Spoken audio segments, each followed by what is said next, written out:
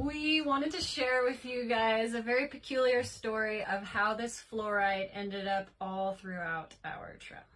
So we've been toying with different ideas of mood lights. We had tried salt lamps up here, and we finally settled on putting Danielle's prized fluorite lamp up here. At the time, it was a rectangle, really pretty lamp, and I'd set it up in this general area to try to figure out where I might be able to build it into.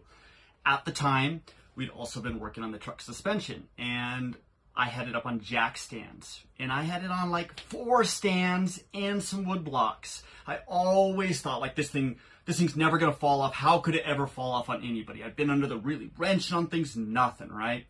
Well, that morning was kind of funny. It started off with a bird being trapped in here. So I'm up in here running around, chasing this thing, trying to get it out, and it just keeps going in circles. Finally, it leaves, right? And I was like, hey, that's really odd, right?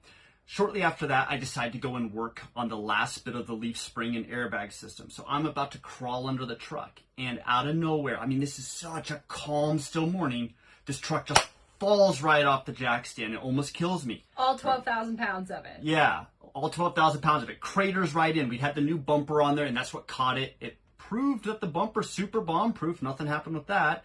But after collecting myself, getting the truck back jacked up, I decided to come in here and see if there's any damage. And initially things look fine. Then I look on the floor and I see Danielle's, once again, prized possession shattered on the floor in like 15 pieces.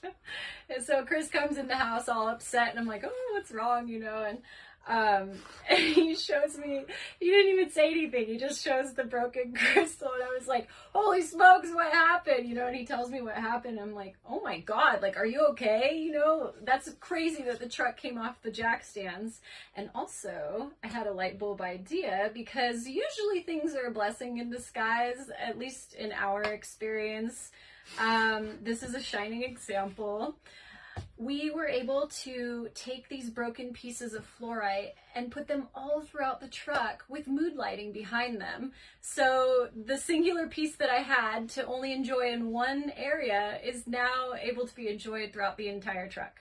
I'd say that was a pretty big win. Yeah, Chris didn't die.